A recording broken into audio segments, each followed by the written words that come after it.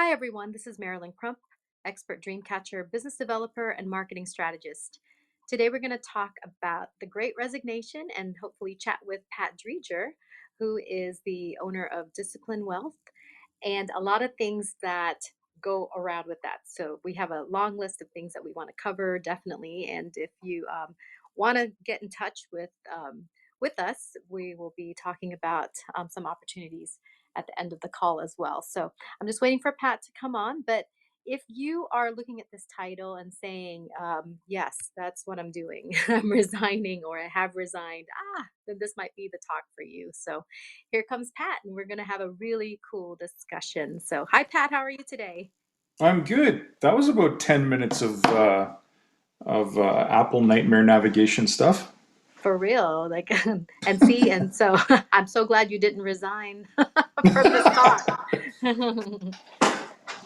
So, Very, yes. very funny. I can't wait about because for me I've been living this freelance lifestyle, and so I'm here like watching everybody come in, like watching like a ship come to shore, right? Oh, hey, yeah, come on over, welcome, it's great. It has to be fascinating from your point of view. Correct me if I'm wrong, but I believe you shared with me that you've been basically self-employed and at least partly running a digitized business for like 15, 20 years. 21 plus, yeah. 21 plus. I See, that's started in the year 2000, 2000, 2000. Back when the world was supposed to explode. So yeah, that's when I started. Yeah. And that's, kind of the dawn of the internet age. It's not like we were all connected and had I think people forget that it was really only about 20 years ago that the concept of having a computer in your household was just kind of mass adoption starting then. Exactly. We had what was it, a Tandy 1000? Yeah, Um we had one of those. and the floppy disk and dial-up modem. We were able to get on Telnet. I don't know how. My dad's a super nerd like me, so I remember growing up with that computer and seeing it evolve. And then when I became, a teenager, was really interested in the whole internet thing. Netscape just came out, and I was learning how Yeah. to HTML code websites. So I've See, you been. did productive things with this new technology. I assembled Evergrader graphics cards and played video games. Oh, yeah. Well, I was also a video game nerd. So some of the things that I know we're going to discuss today, I'm actually very fascinated about. I have my practical brain. I'm a Libra, so I'm just going to put that disclaimer out there. So with every one thing that I talk about, I have a different agreement on the other side, right? So so I'm able to kind of like be in two places at once. Gotcha. Yeah. So, so with this whole the Great Resignation, you've actually did your own resignation just recently. Tell us a little bit about that journey. Oh, okay, we're going to jump right into the deep end, are Yeah, we? let's just go there. Because I don't have anything to resign from. So, Yeah, right. Um, yeah, so I too have been self-employed pretty much my whole life. The last time somebody actually cut me a paycheck was about 18 years ago. That was my last time I worked for a company or for someone else. And I spent about 16 out of those 18 years in a traditional financial services background, investments, insurance, and financial planning, and giving advice for a living. And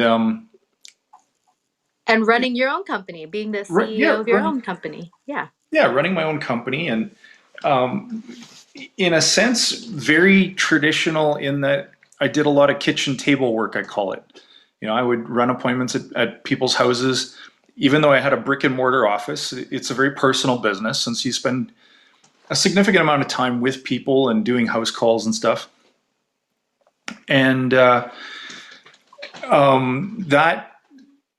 I mean, I was relatively successful at it. But then along came a couple of elements. One was just my own success. I never wanted to get into a position where I what I had observed in my time in the business was that a lot of guys would become successful and then they would stop attending to clients they didn't get along with so well or smaller accounts. Whatever screen or metric they would put on it, they would just sort of kind of abandon people. And they would grow their practice and grow their practice, and they'd be somewhat ruthless about just, kind of making money. And I never wanted to be that guy. And I always said to myself, I'm going to get to a certain point and I'm going to bring on associates, and I'm going to teach train. And so I was kind of in the midst of that, at least attempting that about kind of the third time round. It was quite a learning curve just to train a new advisor. And boy, not to go down a rabbit hole, but boy, do you learn your craft and figure out how much you know when you go to teach someone else. Oh my gosh, I am in that zone right now because I'm trying to delegate different things, and you are absolutely correct. Yeah, I apologize for how much you have to learn your craft trying to help me. I don't um, mind. but anyway, I got slammed with a lockdown like everybody else, and so how do you transition from going to a 70-year-old person, a retired person's home, and sitting at their kitchen table and discussing finances to locked down with no like there was no timeline for it, right? Like we Yeah. didn't know how serious it was. We didn't know how long we were going to have to do this lockdown thing. But then even after the lockdown, it's like, okay, now what does social distancing mean within a business context? And I remember quite vividly asking myself the question, most of my clients aren't at this point too concerned about this thing. It doesn't seem to be, killing off thousands of people. And so there was this question mark, like, do you just start meeting people again? Because I had closed my office, and I remember having this sort of internal discussion. I had this one particular senior lady. Her husband had passed. She was in about her 90s, and she was just a sweet, sweet lady. And I'd been working with her for over 10 years, and I kind of had this internal discussion. If I was the one who spread COVID to her and she passed away, like, and so I kind of made a decision in April, May of 2020 that, okay, that I can't do that. Right. And so I kept my office closed, wondering how to do business. And I was never good on the phone. I'm a very in-person kind of guy, and so okay, now we go on the journey of learning to digitize a practice, a financial planning practice, when the most technologically advanced I ever got was email. Like, just I didn't need. I did a lot of business through text, working from anywhere on a cell phone. But at the end of the day, it was always meeting people in person, and then I had support staff to help me. And so here you are. You're confronted with your way of business ending. And the next step to that, or the next progressive thing to that, was I sort of got my feet under me by fall, and I was starting to run appointments by Zoom, and I had rejigged a number of things, and I'd brought on software as a service to help me facilitate demonstrating financial plans in a different way. And okay, things are sort of kind of working. And then I watched the American election go down, and not to get political at all, but just there seemed to be, in amongst the November to December time period, maybe February, not only the United States, but every nation around the world kind of came out and made announcements that they were going to save every person's finances.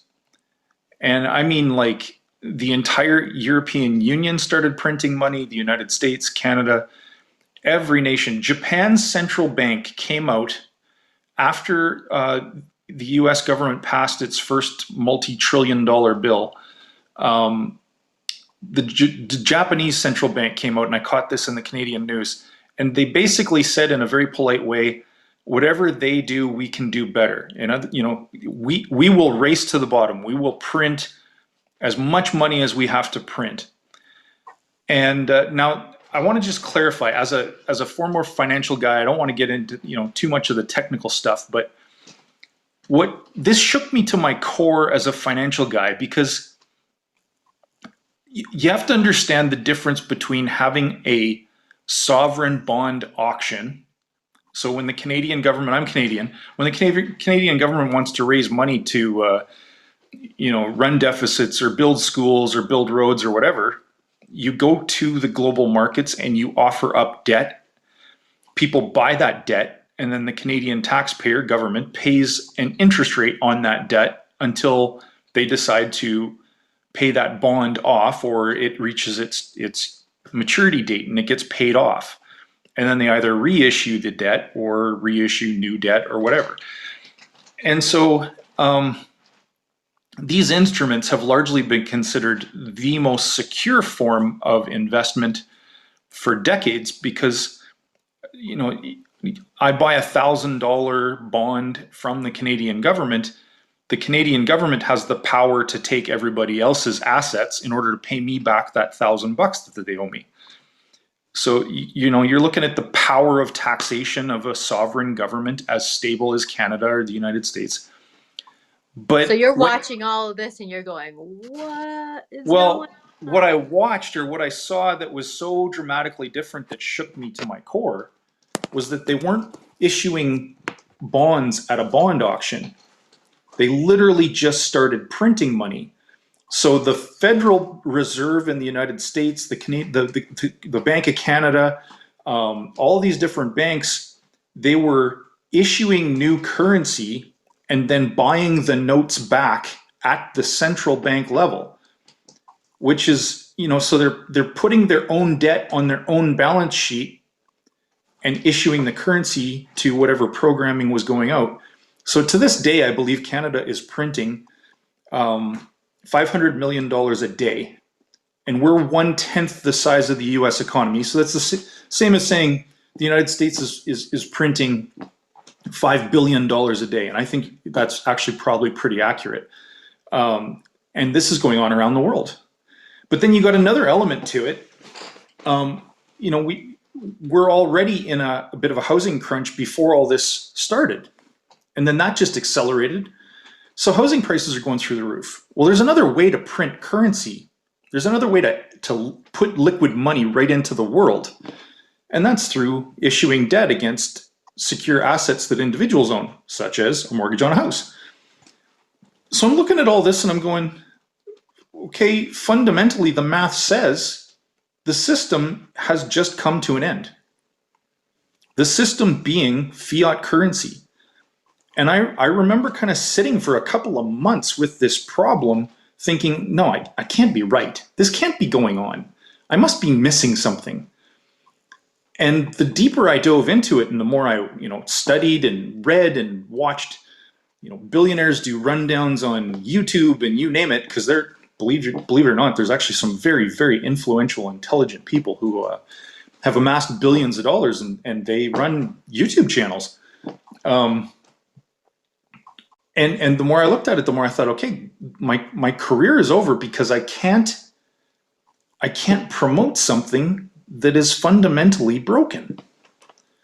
I really don't know what to look people in the eye and say when they say, what should I do with my money? Because I'm looking at it from my point of view and going, it's not a matter of if we go to a collapse, it's a matter of when.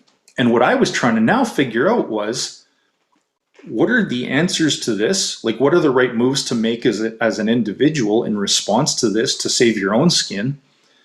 But then also, what's the timeline on it? And I got to say, I still don't know the timeline. So I've been grappling with this problem for like 8 months. But ultimately, I decided I had to leave financial services. And I have. I passed on my practice to my associates. And it's not that I've lost total faith, but I can't. You can't run a practice that was as large as mine, and as there's so many people depending on you, and you need to be able to just, at the very least, you got to get transactions done, and you've got to take care of the day-to-day business, and you can't be sitting in a point of disbelief looking at that and just not getting things done. So I actually had to walk away. I had to step back. And since then, I think I've really gathered a pretty good outlook on where we're heading and what the solutions are. But I actually did go through the Great Resignation, and I think I've got some insights into why it's happening, and some Yeah, absolutely. And I think what's parallel to what you're saying for most people is that when they had the time to really think things through, like you did, yes, yes, having that time to really, really think things through, not think while you're in traffic trying to get to work. Like totally different. you're literally at home going, what does my life mean now? Like if I Yeah, don't have that normal grind, if I don't always have to like the space that I have to go to or dress a certain way or fit in with a culture. When you're in your own bubble for a minute, you really kind of say, where am I? What are my beliefs? What do I want to like? And because this is me on a regular basis, right? Since I don't have like regular coworkers, never did. right. And Like I always ask these questions all the time, like, what does Marilyn want to do this yeah, month? Oh, well, let's do that. you're Other hitting people on never a had a chance to do that. yeah, you're hitting on what I think are a couple of major fallacies that are being promoted by the media, as the media tries to figure out what's going on itself. I think one of the first fallacies is that everybody's quitting their jobs because they didn't like their miserable jobs. I don't think that's true. I don't think that's true.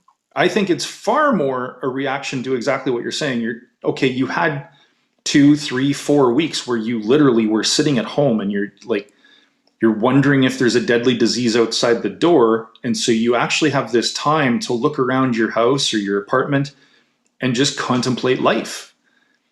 And so I think it's a much more inward discussion than it is a reaction to an outward circumstance. And then the second major fallacy being that it was about money. I think it is about money, but not about the fact that maybe somebody's job was low paying.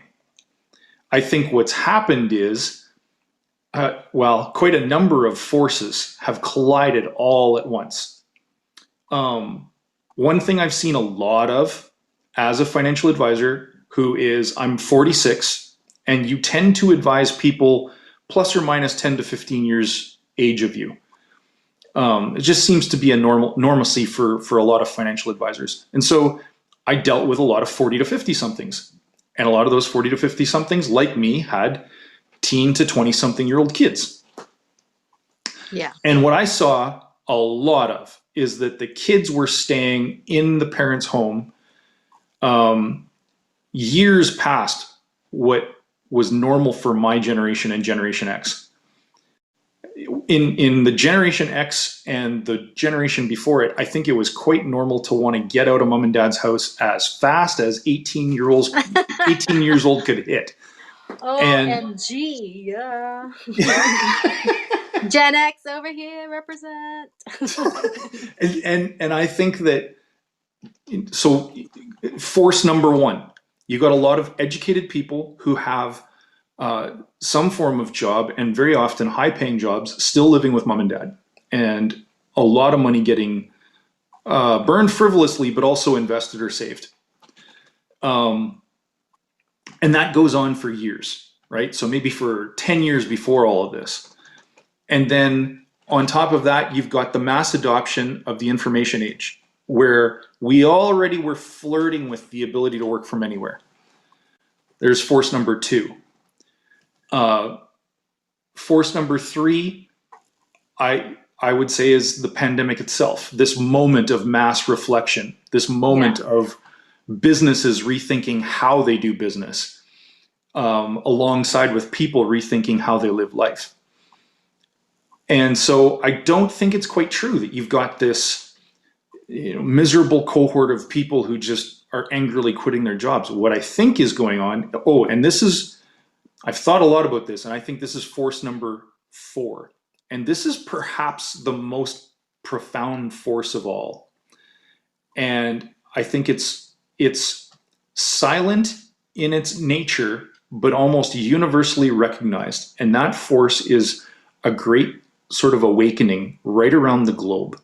Mm, There seems to be everywhere you look, and it gets expressed in different languages depending on where your values might be and where you might be on, say, a political spectrum. But it does cross all political spectrums and all beliefs, and that's sort of an awakening to self. Like, I have a limited amount of time on this planet, and I want to enjoy that time. I crave experience, I crave connection. And I yeah. think when I was growing up as a kid, that is not the value set that was necessarily taught. It was the 80s. It was about big money and success. And, the American dream was also the European dream, was also the Canadian dream.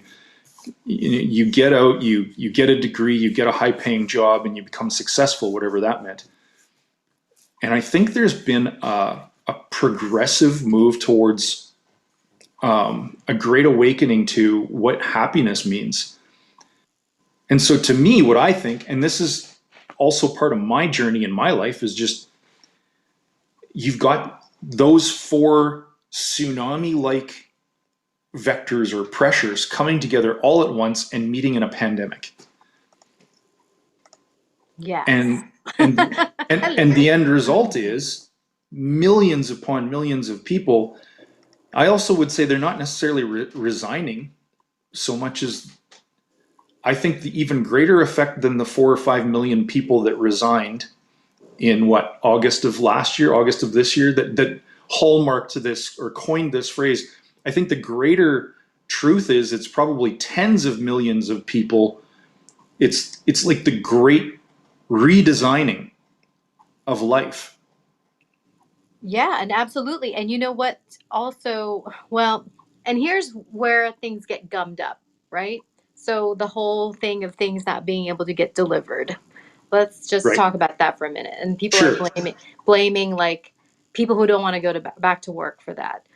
I think there was a lot of things that was already done previous to this, like cutting down on railway, right? Mm-hmm. Thinking that the trucking business will be able to, move all this cargo without trains. And in that industry, trucking, all these other industries, people, that's not as exciting. Like a lot of people don't line up, say, I want to be a trucker and spend all my Nope. time like driving across the country. And so, you know, in a way, everybody was trying to get rid of an old, antiquated system like the railway. But then when you have shortages, either because of people aren't being recruited to become truckers or, part of that supply chain, then you have like that perfect storm, right? There was already a shortage, and any other little shortage will, of course, affect all of that. So it's rethinking. Yes, but sometimes the rethinking to the point of like we get ourselves into our own trouble, right? And it's we can quickly try to blame the working people for Oh the yeah. issues, but a lot of it was already being kind of unraveled, and it's that whole being honest, and I think when we're honest with ourselves, then you can have people who are then running infrastructure honestly, and it's going to be a coordination of like intention, and that's really going to be what's hopefully churning about, like what you're talking about, what everybody's awakening to. And I love this word, and you've heard me say it, and other people probably, if you look at all my recordings here on wisdom, you'll hear me say it a lot. But it's the word ikigai, right? So when Mm-hmm. I'm Yes. helping people with their marketing, helping them with their business, whatever, I'll ask, well, what's your ikigai? And the ikigai asks 4 questions. And this is, to me, how I've been living. And now people are starting to get into it. But you ask, what do I love? What am I good at? What can I get paid for? And what does the world need? And when you get to ask those questions to yourself, then you're actually hitting all the sweet spots. Then you're going to feel good about your purpose. So it's a Japanese concept about finding your purpose. Yes. And for a Love it. long time, I think people have missed their purpose because of great propaganda and marketing, telling people you need to do this because you then will get everything you want. Like you said, in the 80s, there was posters for recruitment and like building that corporate structure where you get all of these perks, and actually Ford started that. And I don't know if you know this, Pat, but I blame Henry Ford. Everybody loves to rejoice Henry Ford, but I will blame Henry Ford. Because what he discovered was, in order to not have a lot of churn in his business, because it was getting expensive to try to train people, because the job was arduous. It was long hours, heavy machinery. Even though it was automated, it still was a lot of grunt work for people. Well, what he discovered was, hey, if I give you a very hefty signing bonus to come into the company and then like make you, dependent on us for other resources like perks and benefits, then you won't leave. All these other companies was just laughing at him, thinking he's gone off the deep end. What a crazy person. That's going to cost him lots of money and he's going to go under, right? Literally, Yeah, that's what people's opinions were. I And he actually live in showed the them. Detroit. I actually live in the Detroit region, and there's horror stories about how labor used to be run. But yes, I hear you, and I know the stories for sure. Yeah. And so it's fascinating to think about that, because he was right. Psychologically, people didn't want to leave, and he created Yes. consumers out of them. And then once all these other companies saw that that worked, there you go. Let's create like these plans, these pension plans, these all these other benefits, and you'll never leave. Ha ha ha ha. Right. You want to hear a great story about dependence and using money as a lure or an incentive to sort of entrap people? You want to hear about Yeah, yeah. the Tell birth it. of the pension plan? Tell it. Tell Yeah, so it. the pension plan was actually created by one of the German Kaisers in the late 1800s. He needed soldiers, and so he figured out that the average life expectancy of a German citizen at that time was about age 67. So the German people weren't necessarily aware of what their average life expectancy was, but the Kaiser knew. And so he issued the first ever pension scheme where he offered that if you worked in service in the German Wehrmacht, the army, till age 65, then you would get a pension for life thereafter, knowing that he would only ever have to pay pensioners from the German army on average about 2 years, and then add to that the fact that the average soldier had a pretty hard life, so probably didn't even make it to 67, never mind 65. Yes, yes. Isn't that wild? Yeah, It's think very about well. it. These companies are trying to buy you for life. Yeah, I am a capitalist in at heart. I think that capitalism done right is a very powerful force for creativity and good. I totally agree that it's also rife with a history of predatory practices and so on and so forth. I'm not quite as dark on maybe my view of the intentions of what people had. I totally agree that guys like the Kaiser and guys like Ford, they were definitely trying to solve a problem that they viewed as kind of their own problem, and they were definitely manipulating people to solve that problem for their own business process. Right. Oh no, Um, I know. Again, I'm not saying that it's totally terrible, but sometimes when people are like, I can't leave because there's yes, benefits, that's what I have a problem with. and that's a And great kind of segue to my next thought on the Great Resignation. like I said, I think it's a great redesigning of life that's going on. Think of the number of movements that are coalescing right now. I don't know if you've heard of this, but there's a tiny home movement, Oh, I love that movement. It's so cute. right? Well, what is the tiny home movement about? Or minimalism. They call another movement that I think is one in this synonymous with the tiny home movement is minimalism. Yeah, yeah. Just millions of people around the world have decided to get rid of or live with less stuff. And I think that what's going on is a lot of people, millions of people, especially on the lower end of the wage scale, have figured out that, okay, just as a for instance, there's a YouTuber I follow by the name of, his channel is Bald and Bankrupt, I think. Oh, okay. That's easy to remember. You're probably right. Just a fantastic guy. All so he's a British businessman, and if I might be getting his story wrong, but he's a British businessman. He was running a business in Ireland, and something went down, and he went bankrupt. And so he had a little bit of money left in his world, and he had grown up, for whatever reason, learning to speak Russian. And so he decides to get on a plane, train, and he goes to Russia, and he just starts doing YouTube episodes. What do you call it? Vlogs. Yeah, yeah. Um, and he's now on record as being, I think, one of the like top 10 fastest growing channels in YouTube history. So in the space of about 2 years, he went to something like 5 million subscribers. I could be getting these numbers wrong, but let's just say, suffice to say, he grew an income very, very quickly. And all he does is travels around old Soviet towns and talks to the people. And he, generally speaking, is just a great guy traveling in areas that tourists would never go, and recording it for all of us to watch. And I look at that guy and I go, here's someone he's a content creator.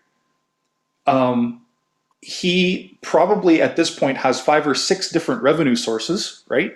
Mm-hmm. YouTube and other, Oh, my favorite. Yeah, that's right. other material and stuff. Multiple streams of income. Yes, multiple streams of passive income. And at this point, he probably even employs other people. Oh, I'm sure. Yeah, These definitely. are these are job titles and ways of living and ways of just creating or fabricating income out of thin air that didn't exist 10 years ago.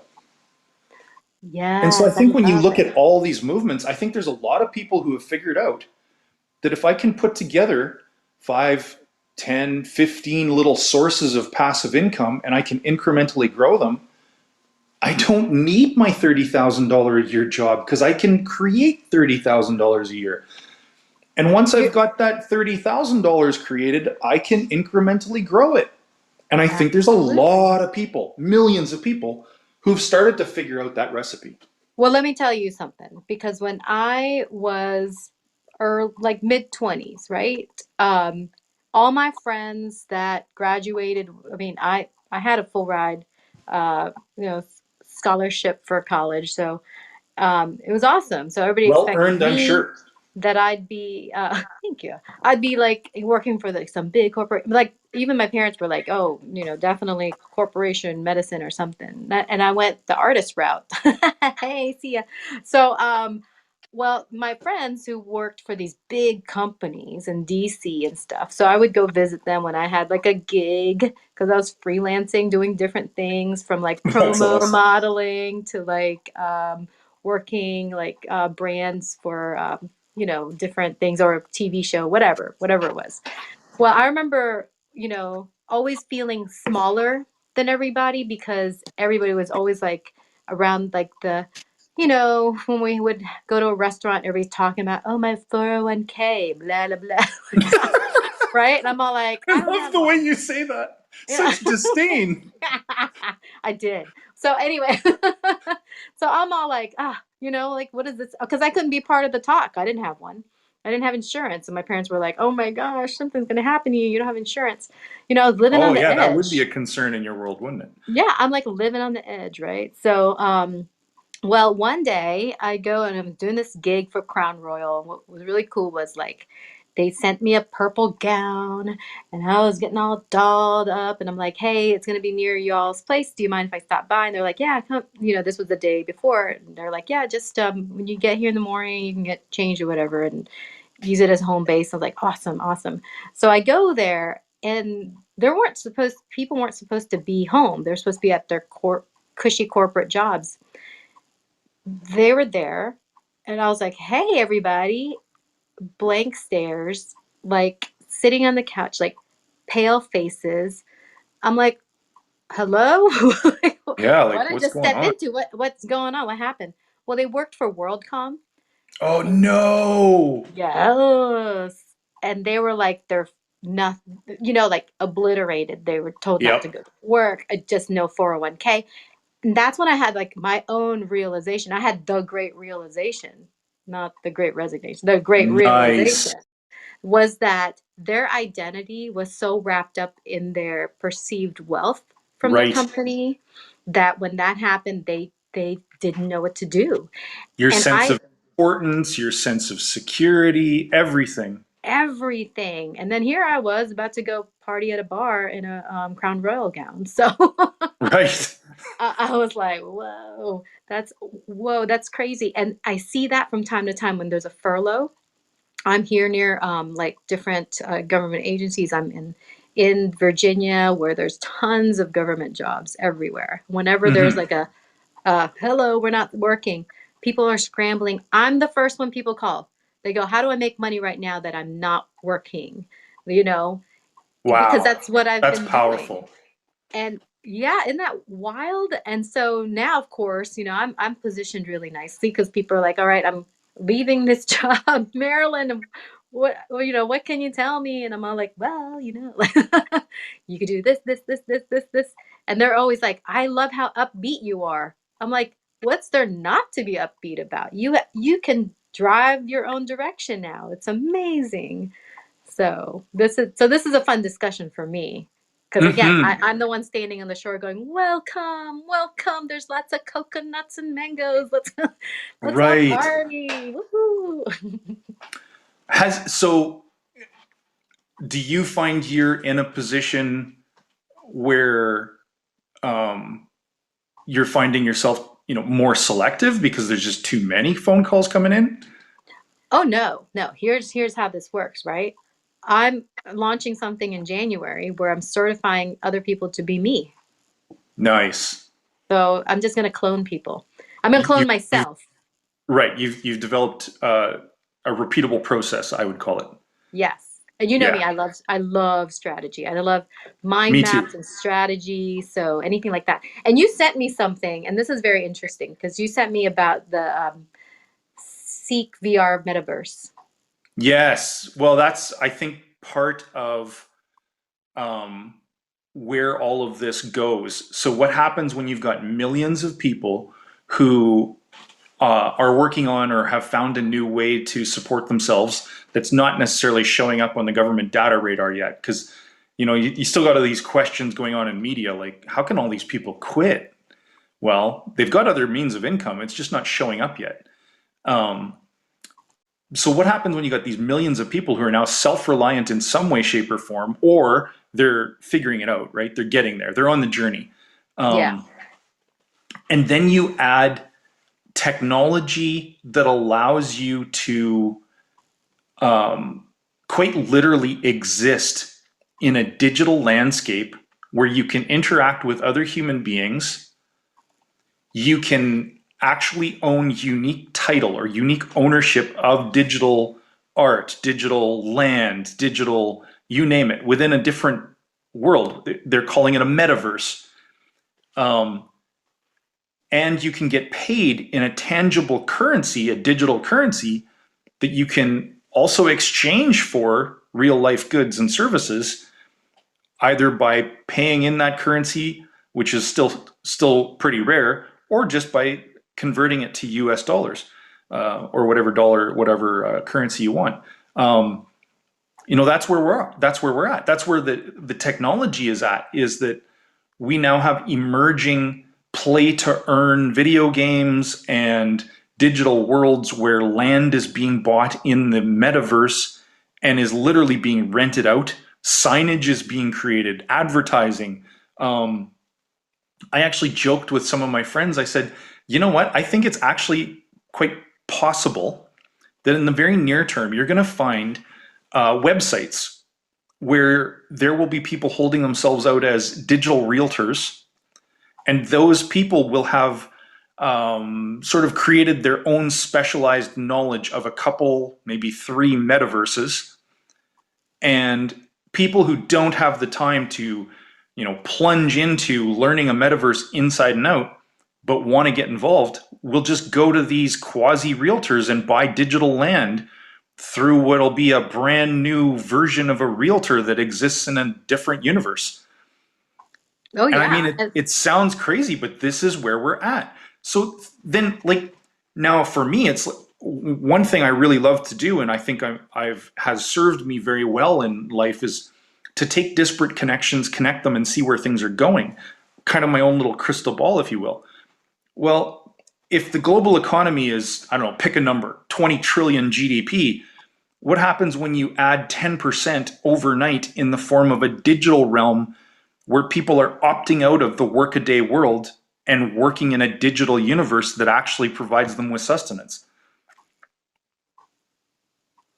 Hmm. You're taking 10% of the workforce of the world out of action and putting them into a metaverse of their own creation. That's actually happening right now. That's crazy, but think of the power of that. It's cool and weird and exciting and scary at the same time. A lot of unknowns. A I'm lot of having unknowns. meta feelings about this metaverse. Right? Well, here's what I find fascinating. So one of my friends, she's on a project building the largest sphere in the world right now. Okay, she's working in Vegas and she's part of the team that's building the largest sphere on the planet. Like a Okay, geodesic like a dome? big ball. Yeah, like Yep. a Okay. gigantic ball that Oh, has like like literally a sphere. a ball. Yeah, like a Oh, but okay. Sure. Let's doesn't build a large sphere. like Yep. a planet on a planet. Very cool. And it's going to project images on the surface of the ball, right? So we're literal, yeah. In a physical space, that sounds really cool, but Hmm. there's so much concrete and materials and things that go into building the gigantic sphere. And think about a design in the metaverse where if I want to spend like 2 days building a gigantic sphere in my metaverse, I can do that Hmm. by myself, or hire my 15-year-old to build me a Minecraft sphere or something, or something, right? Yep. So, Absolutely. so to me, the one plus is the carbon footprint will actually improve, I think, on this planet, since we don't have to keep building these like mega domes and mega this and that and whatever, and we're digging into our land and finding metals and things like that just for to give people an experience. Right. And if it's going to move into that kind of place, what would be my Shangri-La ideal future would be that if we want all that fancy craziness, that we can tap into the digital world to do that. And then yet in our real world, we reclaim some of like those mega spaces back as green space, as places to grow food for people and make organics like a free thing, right? Like if you just want organic food, go to this mega farm. Okay. Let Like, me blow your mind. yeah, Another movement that I see happening is sort of the farm to table thing. You hear about it everywhere, right? right. Farm to table restaurants. Everybody, if you want to see something cool, go to arcticacres.ca. Ooh, okay. Okay, what will I find there? You're going to find a Canadian company that has taken the concept of a greenhouse and kind of put it on steroids and their target market, they're going after the extreme north. So they're trying to solve the problem of how do you grow greens fresh in, say, Alaska, and get rid of the concept of trucking up greens from California. Um, and also just sort of this movement of tapping into your own, like, I don't know about anybody listening, but I've actually gotten into growing my own herb garden. And I've gotten into cooking for myself and just exploring different foods and wine. And I love it. It's one of my favorite things in the universe. 20 years ago, um, cooking involved like frozen goods from the frozen food aisle for me. And I've really tapped into the joy of cooking fresh. And I find when I share that tidbit of information with people, I'm not alone. Kind of everybody's experimenting with like a little window garden or fresh herbs or something. Oh Or yeah, they the have a look last year was the grow your beard out and then make sourdough bread. Yeah, right? It's everywhere. Or even just people brewing their own at home. Craft brew and these craft distilleries popping up everywhere. Yeah, my Um, friends were smoking cheeses. right? It's everywhere. Yes. Everybody's got a thing they're doing, but involving food and drink and whatnot. And so I spotted this company and I just thought, wow, they've brought together. Ecology and science in such a way that it's a self-contained ecosystem in a greater way and a more efficient way than the traditional greenhouse. And they've got it scaled. So you can buy a geodesic growing dome for your backyard for just your family, and it's almost like the size of a shed. Or you can scale it up to the point where you can sustain, a few of them would probably sustain a small town. Um, and I think that's also coming our way. So just what you said about kind of taking back Yeah, the reclaiming. Yeah. reclaiming nature, if you will. I could totally see how technology is going to bring us there, because with these kinds of movements where people actually crave it, and then having the actual companies building the technology and making it simple, like, why would you? I live in the Windsor, Detroit area. Why would I have to throw, um,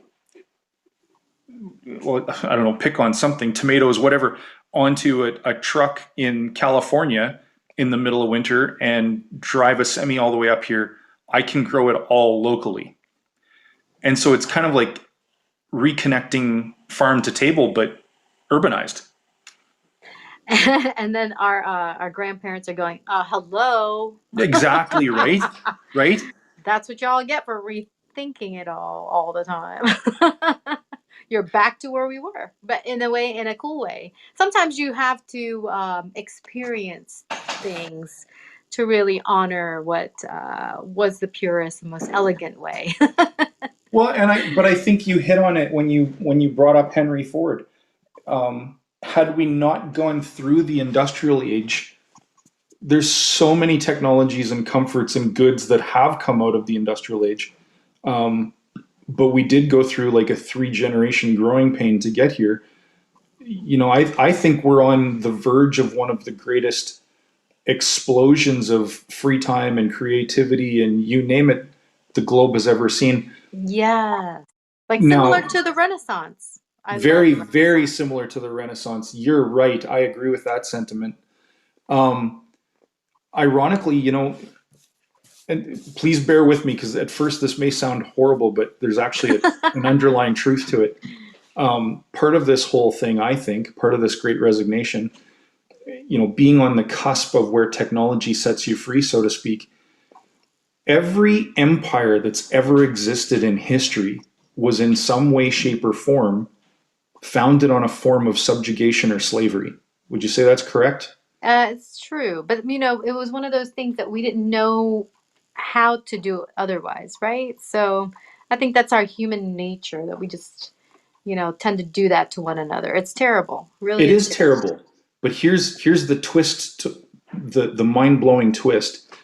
if you think about all of these historical empires that were so massive and they had such high standards of living that were wrought out of the standing on another person's shoulders, so to speak. But where are we now? Where are we today? Today, we have the ability to make machines do that. So we're Yeah. between artificial intelligence and robotics and automation systems. I think it's going to be a very, very challenging time to navigate.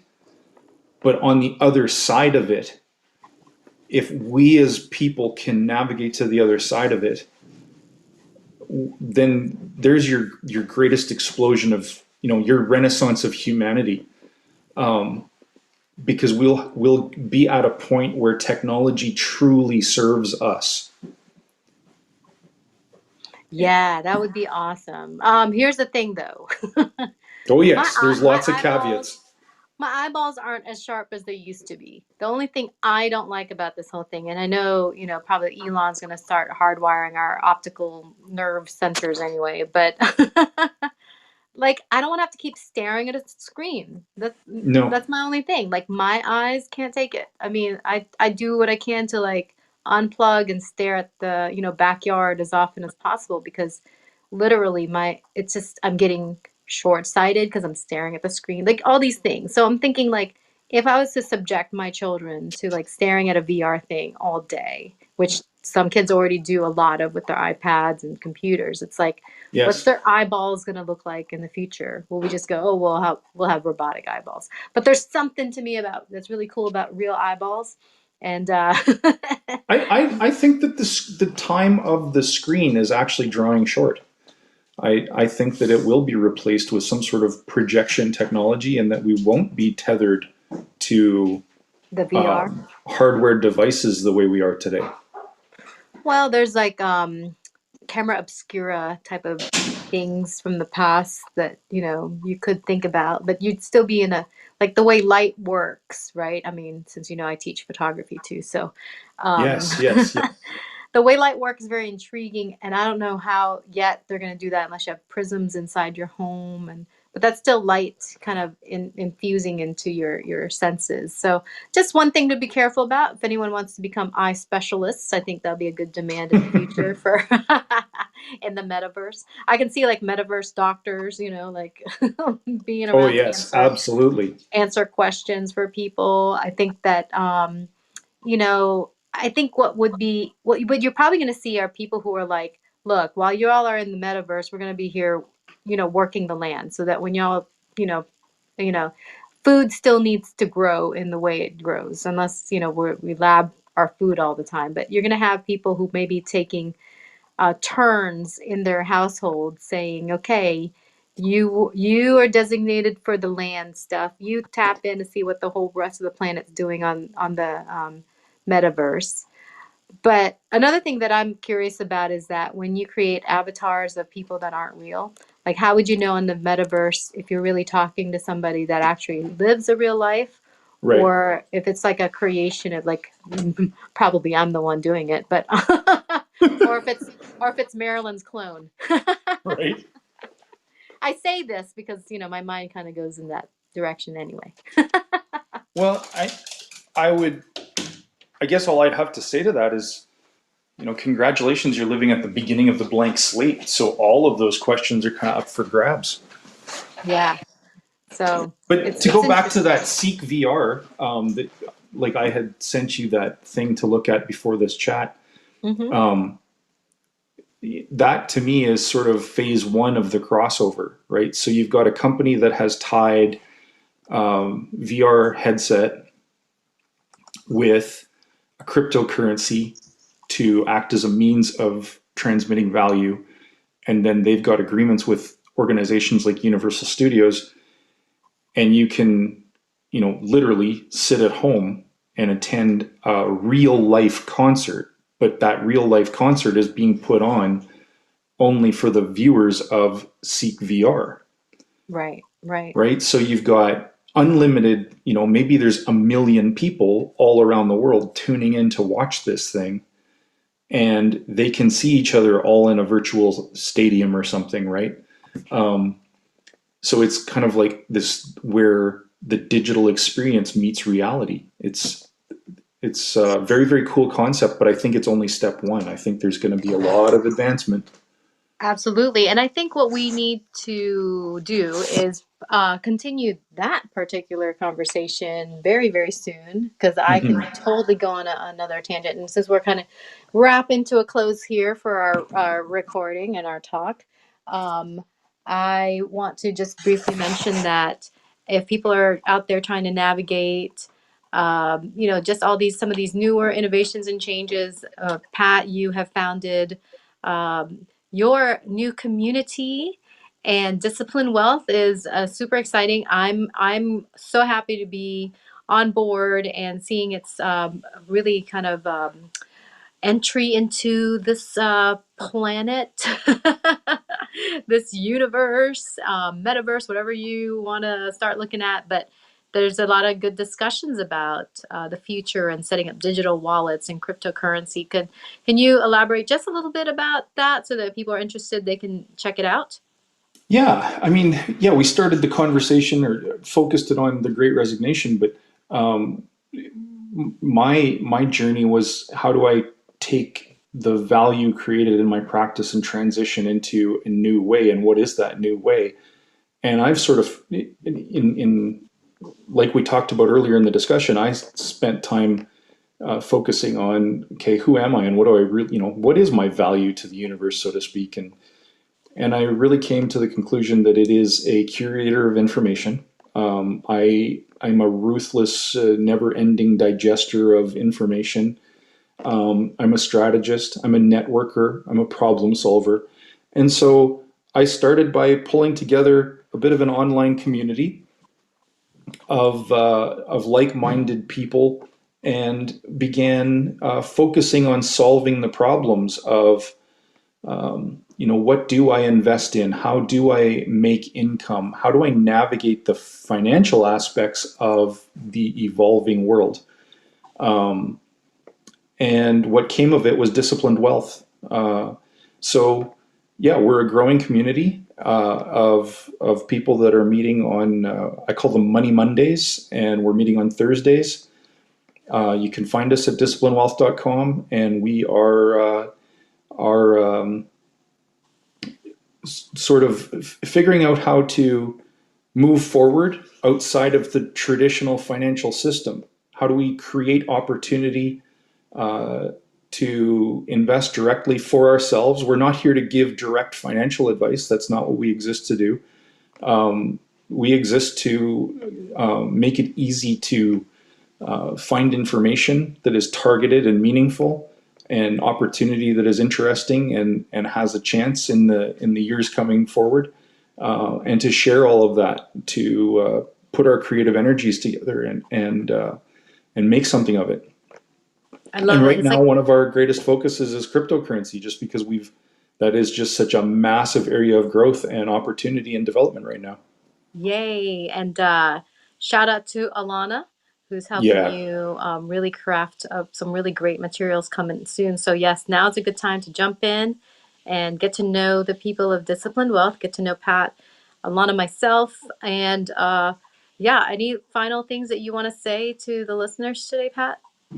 Yeah, we're doing this on a regular basis. Please come back and join us and digest more. And um, I couldn't be more excited about my future and the future of those around me as we engage in these kinds of discussions.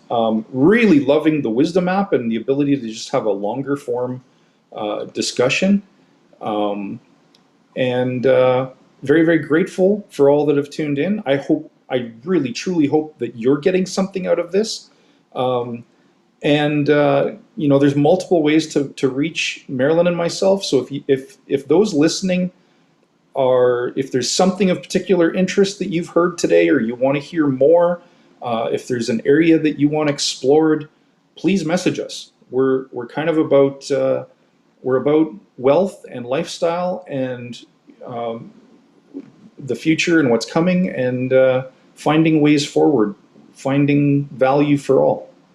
Absolutely. Yeah, and you don't have to think in your own bubble. Like jump into our bubble, think with us. It's like a brain co-op, Pat. Like I know I don't have to learn everything about crypto because you're putting your financial brain to it. So, yeah, it's amazing. Yeah, again, I call it sort of capitalism done right. You know, there's no reason we can't all benefit. It doesn't have to be predatory. Let's take all these creative energies and put them together and see what we can figure out. That's the best way. So thank you today, Pat, for your time. I really appreciate you like taking a moment to like hash some of these things that's going on in our culture, going on in the world, and just give people things to think of. Food for thought. It's always fun. Yes, yes. Much It's always appreciated. Thank you for working with me, hosting with me. absolutely. So yes, thanks again, everybody. This is very exciting to kind of be in this really like in a very much ways like a foreign place because we are just embarking on such new technologies, discovering new things, but hopefully we're all doing it together, and that's really my goal. And I'm trying to bring different friends to the table and allowing them some space to have these discussions. Tune in for other ones. And if you go and listen to some of the things we've already recorded, I think you'll find some really great topics that you can sink into. But definitely tap into these communities, tap into the artists that we talk to, and other people who are just willing to share and guide. And I always appreciate you. And thanks to those who have reached out. It's always exciting to hear from you and for you to mention that you heard us here on the Wisdom app. Until next time, this is Marilen Crump, expert dream catcher. Hope you're doing well. I'll talk to everybody again soon. Bye.